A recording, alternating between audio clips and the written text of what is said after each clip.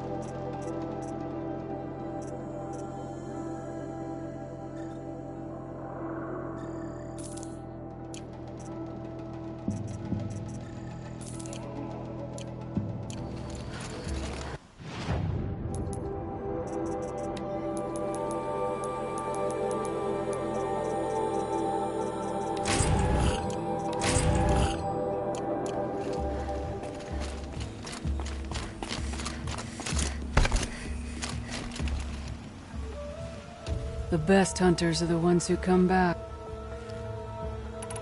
The Chieftain's trial is a challenge. Only the largest, most dangerous learn their weaknesses quickly, and do what you can to exploit them. To best them and survive. That is an ordeal worthy of a chieftain.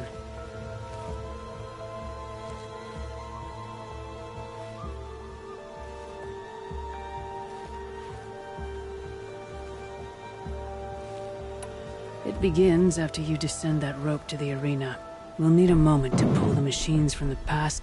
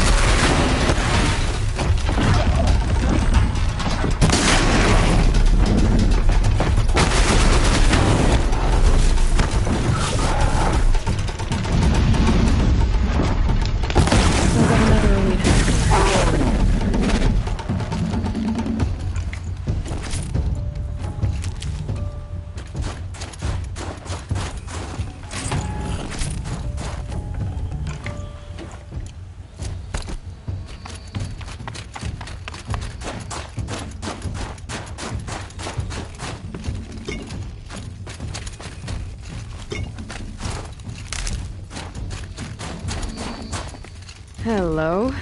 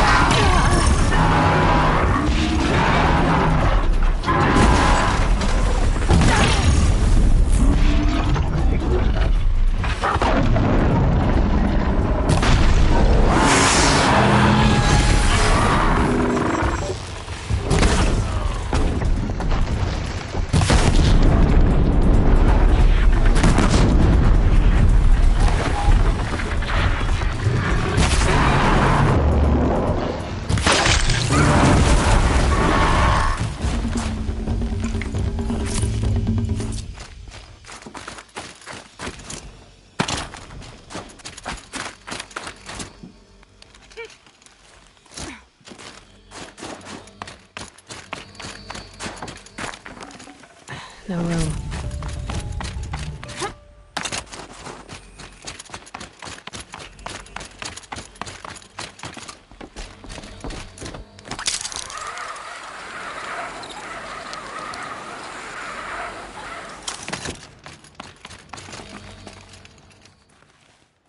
Third place on your first.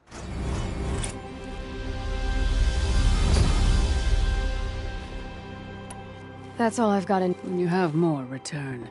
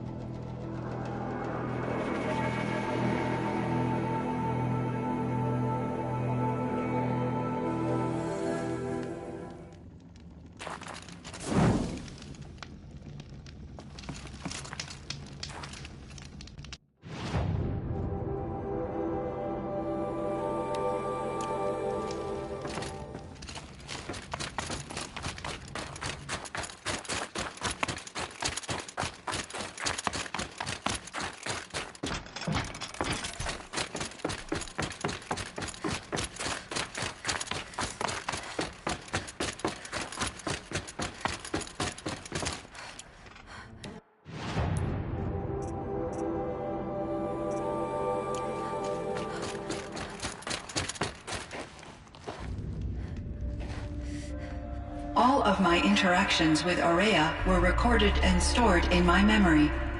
I'd be happy to play any of them for you, but there was one in particular I thought you would want to see first. I captured it 4 years ago, just after I told her that I could no longer defend myself against the daemon's attacks. I will speak of this to my brother. Aratak is strong. At the Battle of the Frozen Ghosts, he took 3 Karja arrows and still came back to camp carrying a wounded scout. Never was I so happy to see him. Or so proud. So you see, if anything can be done to defend you, he will give it all he has. Aloy's here. That's enough for now.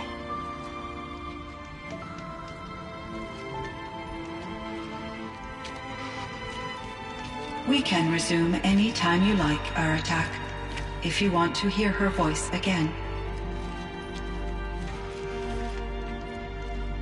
Come closer, Aloy. We have much to discuss.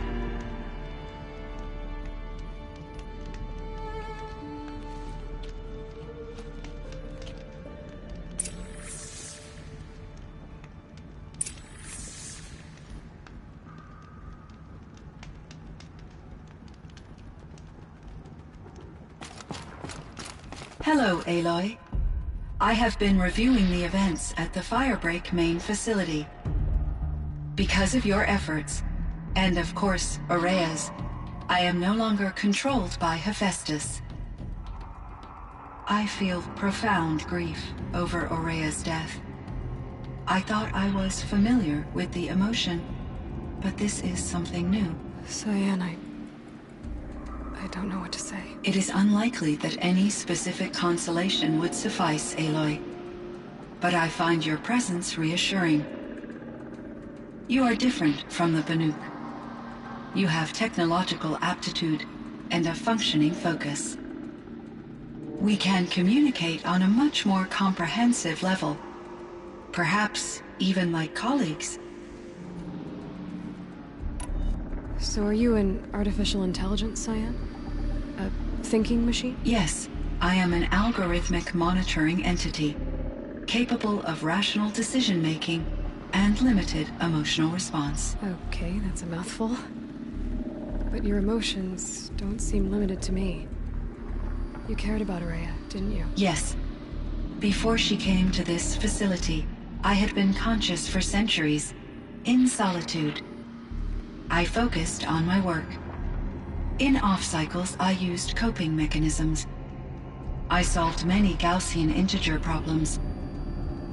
But I was alone. It was Aurea who renewed me, repaired me. She saved me.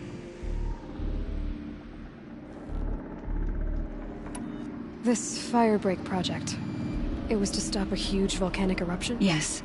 I can report the project was a success, and the risk was countered. But it's been a long time, Cyan. And we blew up the cauldron. It took most of the old facility with it. I have been active for centuries, Aloy. I was lonely, but not lax in my duties. I optimized the project, reducing energy draw and spreading the load across backup systems. Despite the destruction of the compromised elements of the main facility, I predict caldera stability for at least another 3,337 years. So we've got a little time. Yes. If only my former colleagues could appreciate the progress I have made. Do you know what happened to your colleagues, Cyan? No. I received an unexpected visit from Director Chow, years after his tenure ended. He explained that I would need to be suspended for an indefinite period of time. It was a very emotional conversation. There were no further communications. Eventually, I surmised my colleagues were deceased. I will transmit a recording of my last interaction with Director Chow to your focus. It was the daemon, Hephaestus. destroyed along with the cauldron? Unfortunately, no. To be precise, it was never there to begin with. What do you mean? It infiltrated and controlled me from a remote location, one I've never been able to trace. So while losing the cauldron was a setback... It's still out there. And probably not very happy with us. Undoubtedly.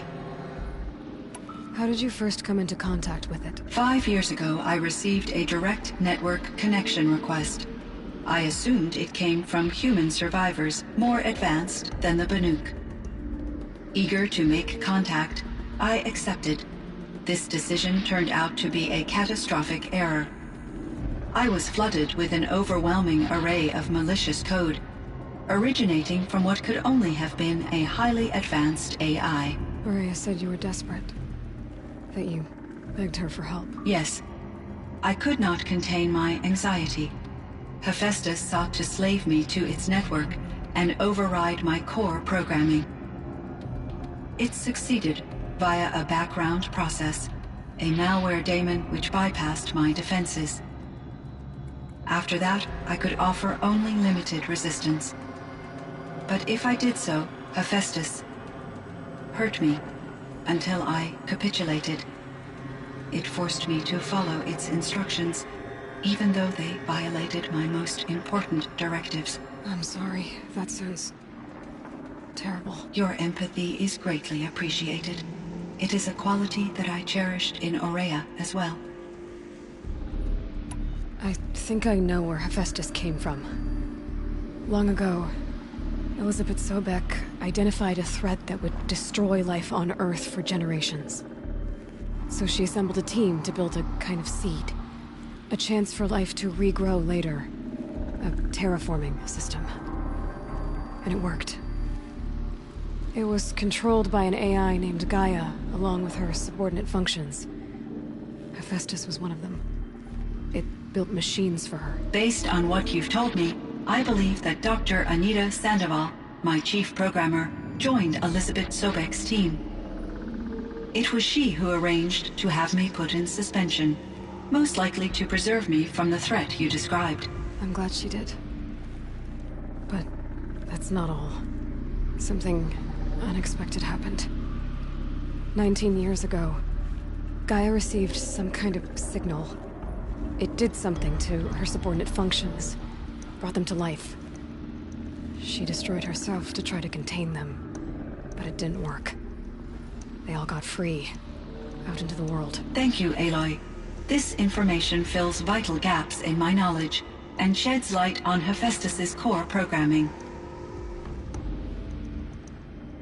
Why does Hephaestus keep building such dangerous machines? The Banuk and other human tribes often destroy machines, correct?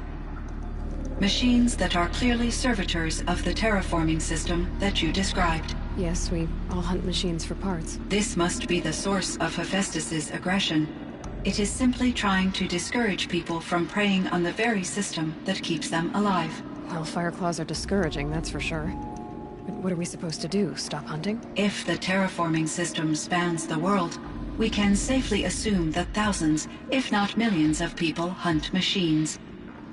If a single hunter, or even an entire tribe, stopped doing so, I doubt it would make a difference to Hephaestus. A better solution would be to reinstate the AI that governs the system, thus bringing Hephaestus back under its control. When I think of it, out there in some unknown location, free, hungry, willing to kill or dominate to get what it wants, I feel substantial anxiety, Aloy. You and me both, Cyan. I ran across a strange piece of gear. A fragment of something larger. It emitted a signal. All the nearby machines became peaceful. You could walk right up to them. Interesting. You said that Gaia destroyed herself. How was this accomplished? An explosion. Big enough to blast the top off a mountain. So, you think the fragment was part of her? It's only speculation, but it is possible. She must have had complete control over machines that were part of her system. The ability to signal them to become passive or aggressive would certainly have been part of her programming. It would have been gratifying to correspond with such a benevolent AI. I wish she had survived. Believe me, Cyan. So do I. I found the strangest machines. They're surrounded by flowers that look like flowers themselves. There's code embedded inside them. I think it's poetry. I like poetry. Here's one I think of often. Twilight and evening bell, and after that the dark, and may there be no sadness of farewell when I embark.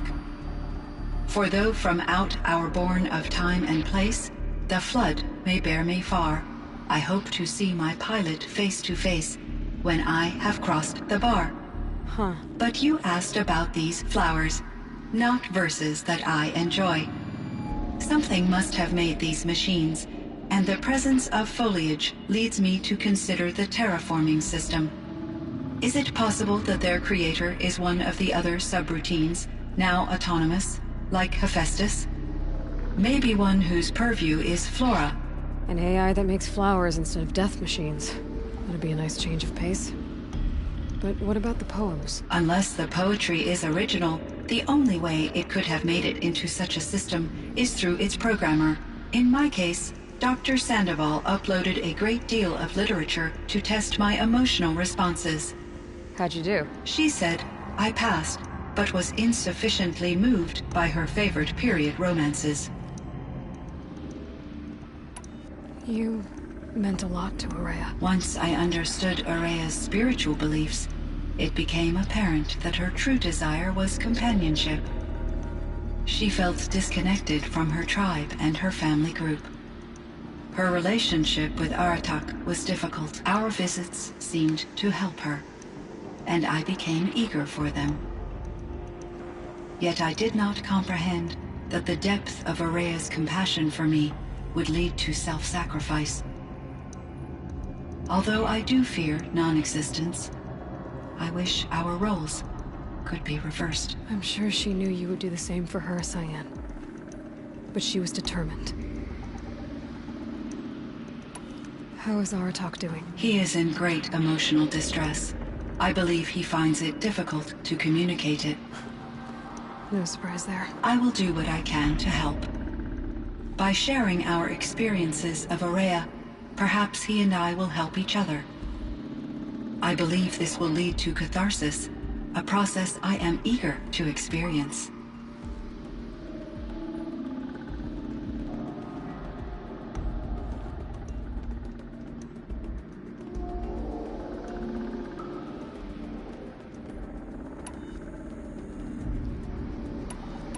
So in the old world, this land was called Yellowstone. Yes, it was a designated nature preserve for 156 years. Like a hunting ground? No, the opposite. Local wildlife could flourish here, even as it faced extinction elsewhere. Unfortunately, the sensitivity of the Firebreak project required the total closure of Yellowstone facilities. From my readings and Ourea's descriptions, it seems the area has since undergone a drastic drop in year-long temperatures. A lot has changed in the world, Cyan. Do you know anything about the dam near here? Yes, it was converted to serve as a reserve power source for Yellowstone operations. It was later appropriated for the Firebreak project, and its last human workers replaced by Pharaoh servitors. After my tasks became less time-critical, I investigated the dam's data repositories and discovered the works of Concrete Beach Party. These provided me with several colorful additions to my vocabulary.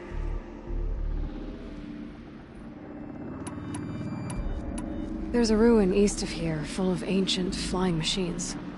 Was that part of your project? Yes, a drone hangar requisitioned by Dodger Blevins, the security chief for the Firebreak project. He was a strong advocate for military-grade response to security threats.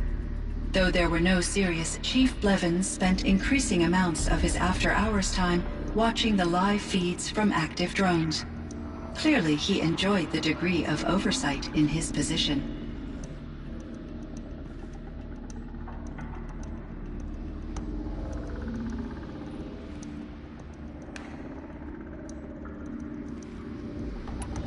Were there many artificial intelligences like you in the old world?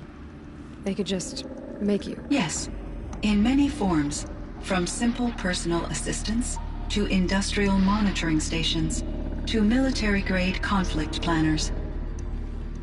And there were legislative and enforcement bodies in order for my processing to be flexible enough to handle my duties.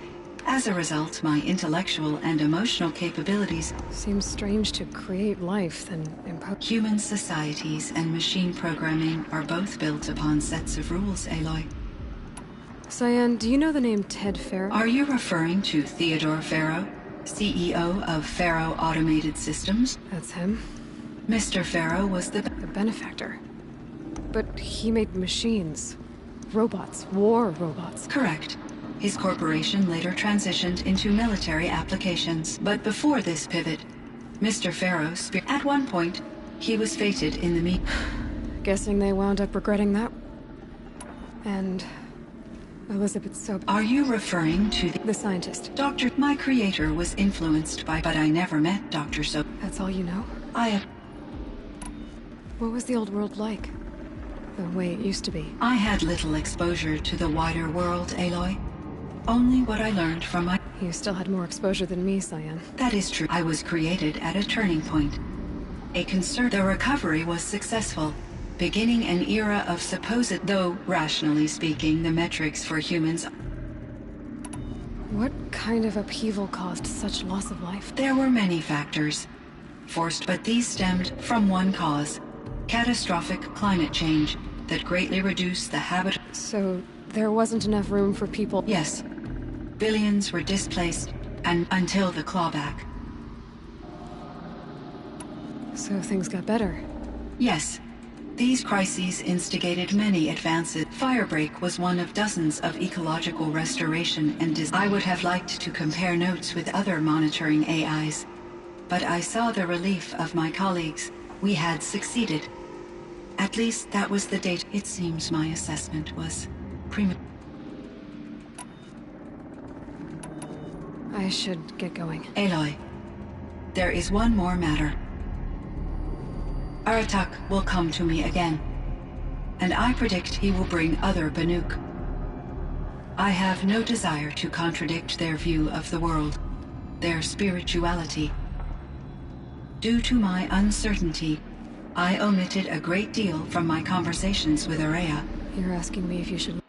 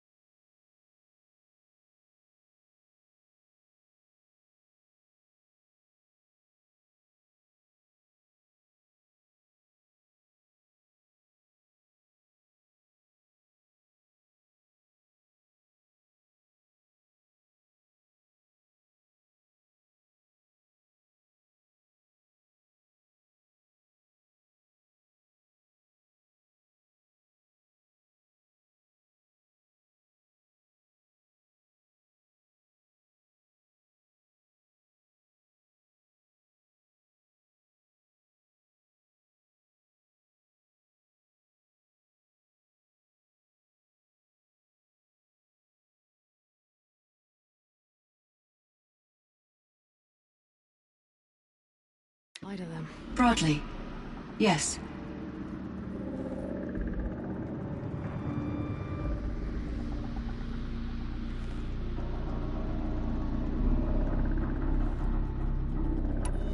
Life is hard for the Banuk. Their world is unforgiving in their beliefs. I guess they help to keep them going. So take it easy on them. Try to guide them, bring them around to understanding what you are. Communion with machines features heavily in the mysticism of the Banuk.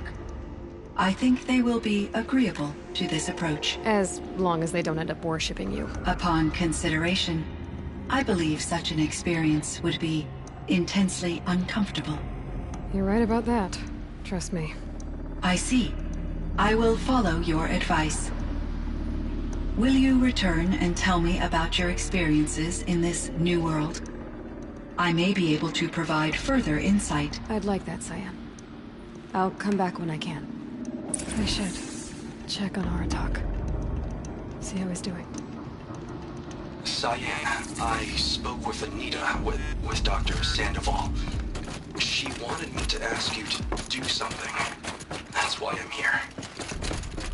I am detecting significant anxiety in your speech patterns. Could you please give me more information? I'm a little bit in the dark, Cyan. Both of us are, I guess.